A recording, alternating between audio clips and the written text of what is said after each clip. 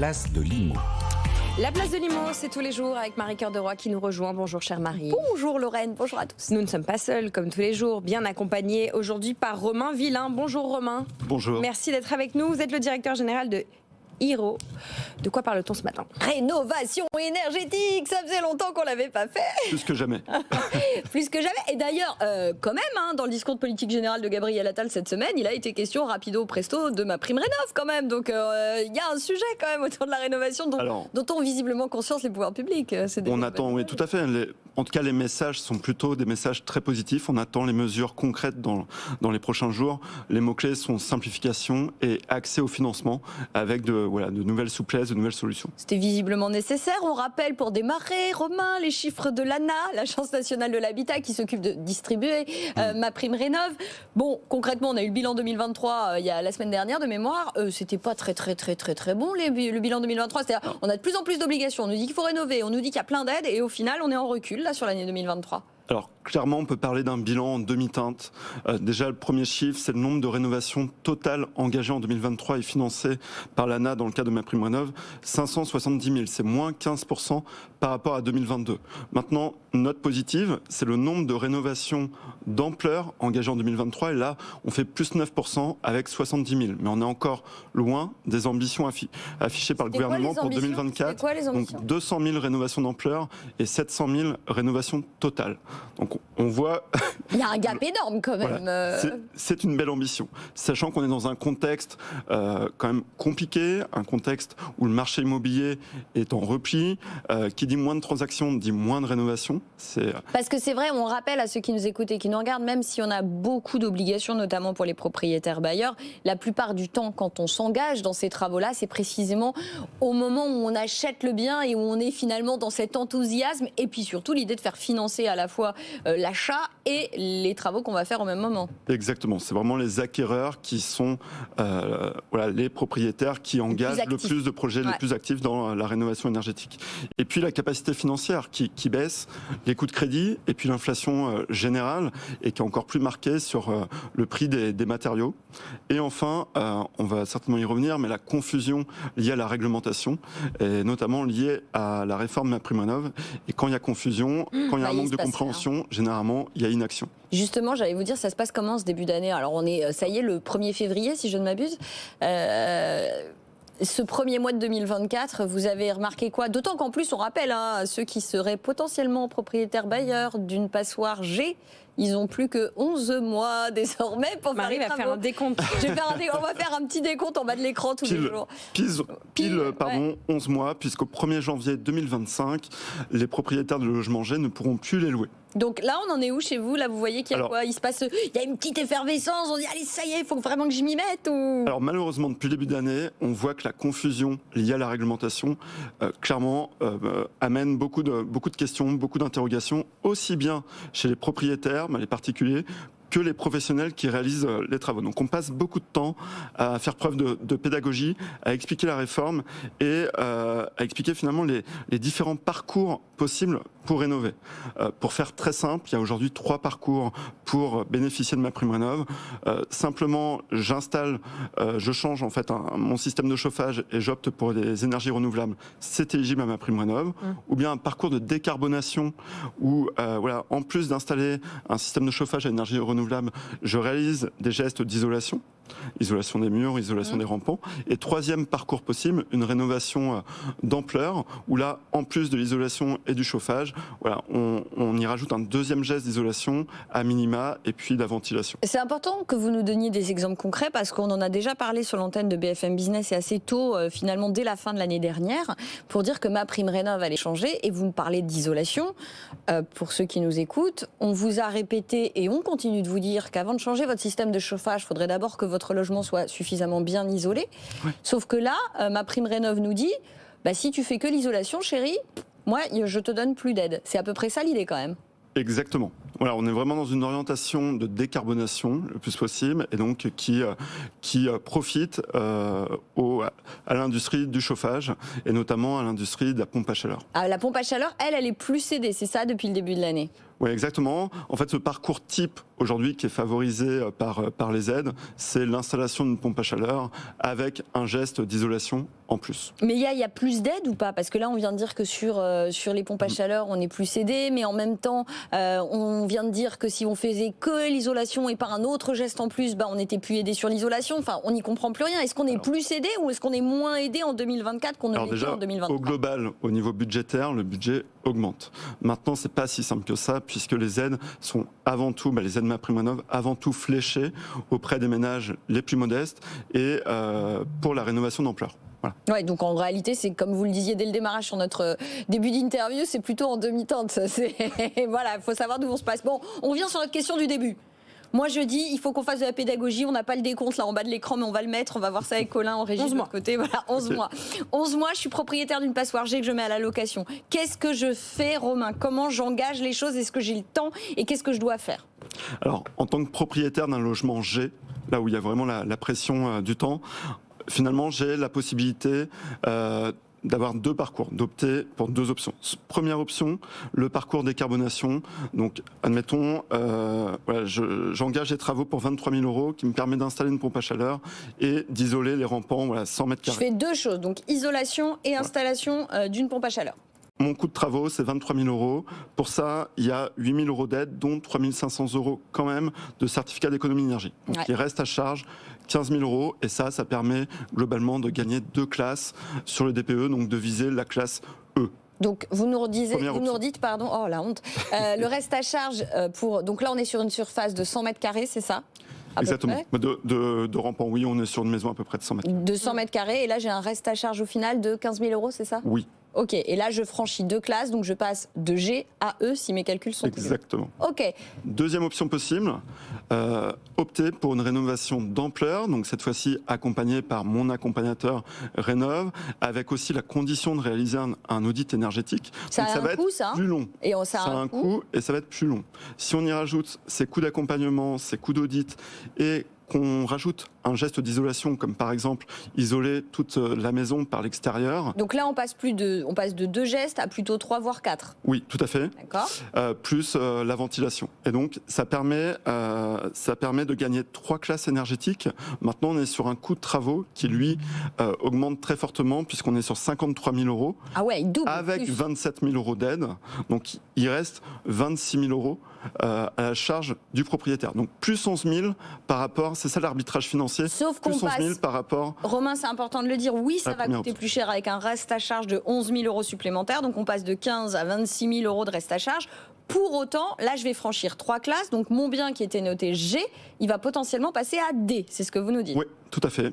Donc, c'est une question maintenant d'arbitrage financier, et de capacité délai, financière, puisqu'on est sur plus 11 000 €, et de délai, puisque faire appel à un accompagnateur Rénov' et faire appel à un auditeur énergéticien rajoute plusieurs mois. Et je peux tenir le délai là si je suis en G, si je me lance dans cet énorme chantier? Alors oui, et c'est d'ailleurs le bon moment pour engager les travaux, puisque quand on dit 1er juillet, parce qu'à partir du 1er juillet, ça a été repoussé de 6 mois. 1er juillet de cette année, là, pour le coup. 1er juillet, les propriétaires de logements F et G devront obligatoirement, pour bénéficier de MaPrimeRénov', s'inscrire dans un parcours de rénovation d'ampleur. Donc là, ils ont 6 mois pour engager les travaux.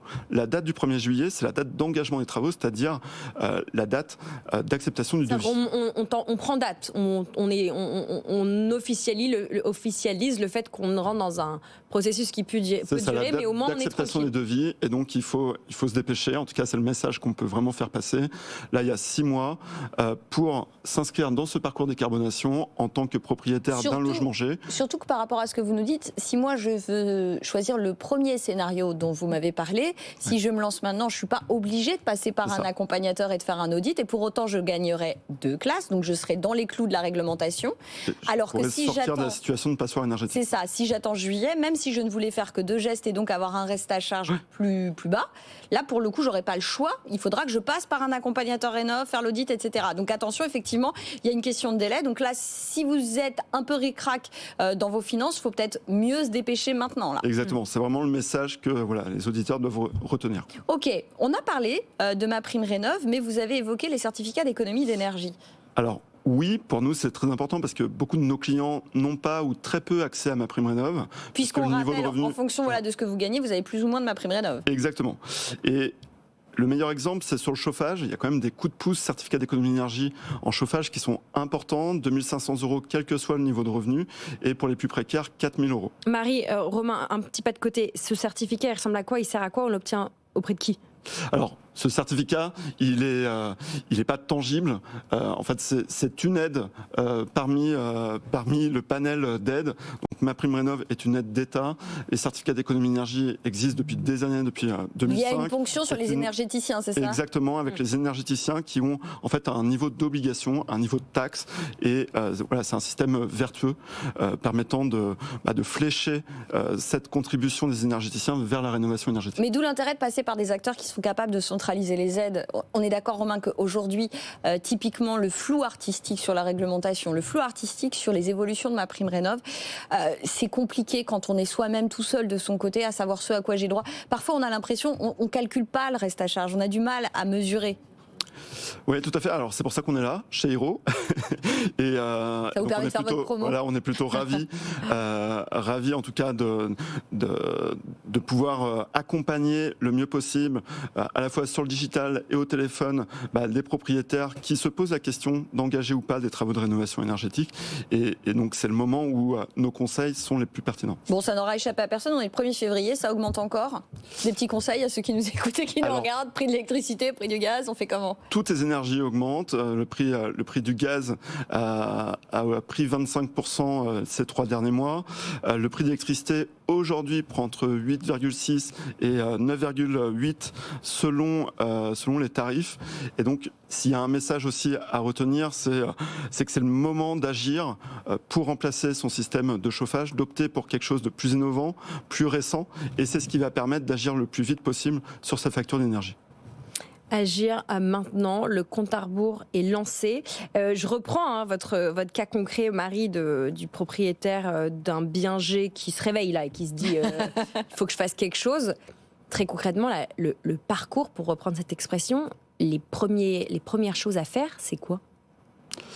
Alors, première chose à faire, c'est de réaliser un DPE. Déjà, savoir quelle est l'étiquette énergétique de son logement. Voilà. Et ensuite, simuler son plan de financement et faire le choix entre un parcours de rénovation d'ampleur qui va être plus long avec un reste à charge plus important et un parcours, pas monogeste, mais en tout cas... Non, au moins 2. Au moins 2 et au moins chauffage plus isolation, permettant d'agir quand même sur le logement. Et on peut faire des simulations sur le site de MaPrimeRénov', de l'ANA, etc. Donc c'est quand même pas si mal fichu que ça. On a beaucoup critiqué l'ANA, mais il y a quand même des choses qui sont pas si mal fichues. Les chiffres de l'ANA, pour revenir dessus, objectif 700 000 rénovations, 200 000 d'ampleur, 570 000 rénovations lancées, c'est 80% de l'objectif, c'est pas non plus un fail total. Sur les rénovations d'ampleur, vous nous avez rappelé 70 000 sur 200 000. C'est un gros tiers. Est-ce que, justement, pour conclure, il ne peut pas y avoir des bouchons là? Parce que si tous ceux de l'année dernière décident de se mettre aussi sur leur rénovation, plus ceux de cette année, avec, on le sait, les pénuries, en tout cas, les artisans, les ouvriers, les personnes qui vont très concrètement sur les chantiers, sur les terrains, faire ces rénovations, quelle est votre anticipation pour conclure? C'est un sujet dont on reparlera certainement dans les prochaines semaines. Mais il y avait déjà un premier bouchon jusqu'ici qui était l'accès aux artisans reconnus garants de l'environnement, qui est quand même la condition pour bénéficier des aides à la rénovation. Déjà là, on a eu l'occasion de dire, il y a une rareté de ces artisans, ils ne sont pas suffisamment nombreux pour répondre à toute cette ambition de rénovation. Deuxième métier qui vient se rajouter, c'est mon accompagnateur rénov'. On sait depuis la semaine dernière qu'il y a 300 sociétés qui sont labellisées mon accompagnateur rénov' et ça représente 2300 mon accompagnateur rénov'. Donc on fait le calcul, 2300 pour 200 000 rénovations d'ampleur cette année, ça va coincer. Vous êtes accompagnateur, vous? Alors non, nous on a fait le choix de rester spécifiquement sur l'expérience du financement. Par contre, on est ce facilitateur pour tous les accompagnateurs rénov'. Artisan, mon accompagnateur rénov', qui d'autre? va manquer à l'appel. Et l'auditeur énergéticien. En fait, il va Mais je fais la liste, on est très dans un esprit liste. Hein, non, mais en même temps, si on arrive à trouver le truc positif, c'est de dire, si vous cherchez du boulot et des formations, mais oui, il y a des métiers qui vont recruter là quand même, hein, on va avoir besoin. Complètement. Mais moi, parce que jamais il y a des acteurs vous qui regardez se sont votre CPF, vous reconvertissez dans un de ces 3 métiers, artisan RGE, mon accompagnateur Prime Rénov, ou auditeur, et il y a du boulot. Ah non, mais moi je suis pour total.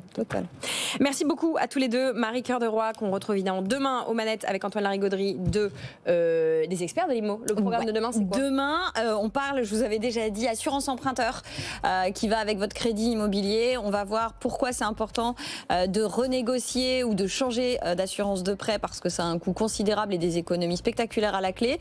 On nous a dit que c'était finalement pas aussi positif que ça, ce bilan. On a quelqu'un qui va venir nous dire, le patron d'AFISK qui s'occupe de ça, qui va venir nous dire que si, c'est hyper intéressant. Et on sera aussi avec Olivier Marin du Figaro et on parlera évidemment des autres sujets, tendance marché, prix, tout ce que vous voulez. On fera toute l'actualité immobilière de la semaine. C'est demain dans les experts de l'IMO. Vous nous avez écrit tout au long de la semaine. Demain, on s'occupera aussi de répondre à quelques-unes de vos questions, évidemment. Merci à tous les deux. Merci Romain Villain et toute l'équipe de Hero que vous pouvez retrouver en ligne. Merci à vous deux. On va marquer une toute petite pub et ensuite, c'est notre question-réponse du jeudi. Nous allons parler tracker, ETF. À tout de suite.